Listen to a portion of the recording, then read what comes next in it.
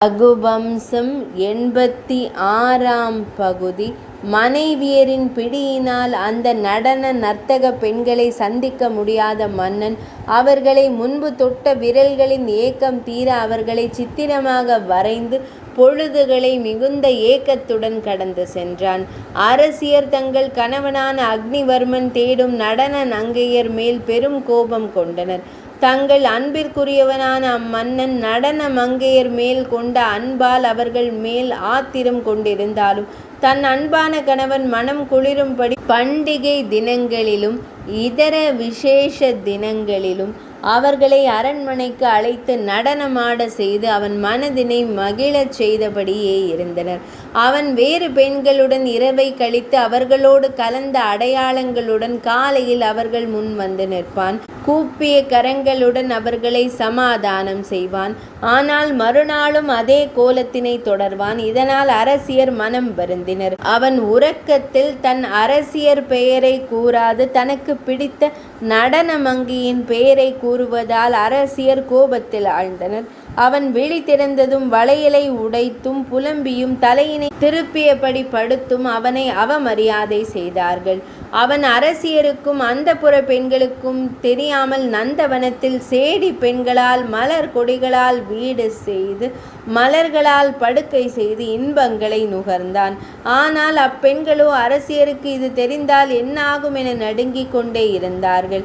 அவன் தன் அன்பிற்குரிய பெண்களின் பெயரை தவறாக இன்னொரு பெண்ணிடம் சொல்லி அழைக்கும் போது பெண்கள் புன்னகைத்தபடி அவளுக்கு உங்களிடமிருந்து கிடைத்த பெரும் அன்பு எங்களுக்கு கிடைக்காமல் போயிற்றே என்று கூறி பரிகாசம் செய்தாலும் அவனால் அப்பெயர்களை கூறாமல் இருக்க முடியவில்லை.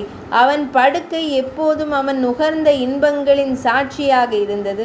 பெண்களின் முன்னெற்றியில் இருந்து விழுந்த வாசனை பொடி இன்னும் முகங்களிலும் அங்கங்களிலும் இருந்து உதிர்ந்த வாசனை பொடிகளும் தலையில் இருந்து விழுந்த புஷ்பங்களும் பாதத்தில் இட்டிருந்த செம்பஞ்சு வண்ணமும் படுக்கையில் பதிந்திருந்தன. அவர்கள் இடுப்பின் மேகலை உதிர்ந்து கிடந்தது. இவையெல்லாம் அவன் பல வகைகளின் நுகர்ந்த இன்பத்தின் சாட்சிகளாயிருந்தன. அவன் அப்பெண்களின் பாதத்தில் செம்பஞ்சு வண்ணம் பூச தானே ஆவலாயிருந்தான். ஆனால் அதை பூசும்போது அப்பெண்களின் அழகான இடையில் விழிகள் சென்றதால் பாதத்தில் வண்ணத்தை அவன் கவனமாக செய்ய முடியாமல் மேகலை அணிவிக்கட்டுமா எனும்படி அவன் அடுத்த இடம் தாவினான். புதிய பெண்கள் நாணத்தால் அவனை தன் கரங்களால் தடுத்து முகத்தை திருப்பிக் கொண்டாலும் தடைகள் பல செய்தாலும் அது அவனின் காமத்தை குறைக்காமல் இன்னும் வளர்த்தது.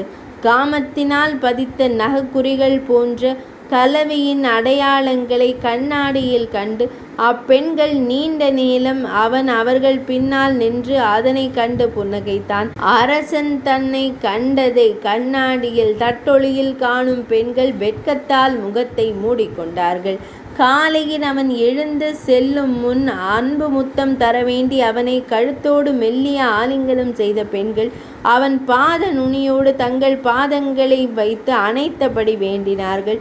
பெண்களோடு கலந்து கலவி அடையாளம் பல உடலில் பெற்ற அம்மன்னன் அந்த குறிகளை பெருமையாக கருதினான்.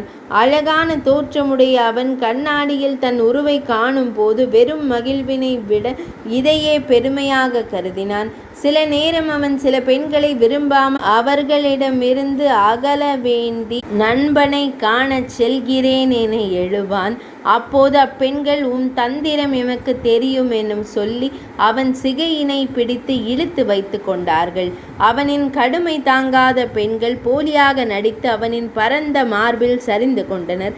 இதனால் அவர்கள் பூசிய சந்தனமெல்லாம் அவன் மார்பில் ஒட்டிக்கொண்டது. உல்லாச வாழ்க்கை வாழ்ந்த அவன் தான் விரும்பிய பெண்ணை அடைய மற்ற பெண்களை ஏமாற்றி சென்றான். ஆனால் அதை அறிந்த பெண்கள் தங்கள் சேவகியர் மூலம் அதை அறிந்து அவன் அப்பெண்ணின் வசிப்பிடம் செல்லும் முன் அவனை மறித்து காமுகனே எங்களை ஏமாற்றுகின்றாயா என சொல்லி அவனை தங்களுடன் இழுத்துச் சென்றார்கள்.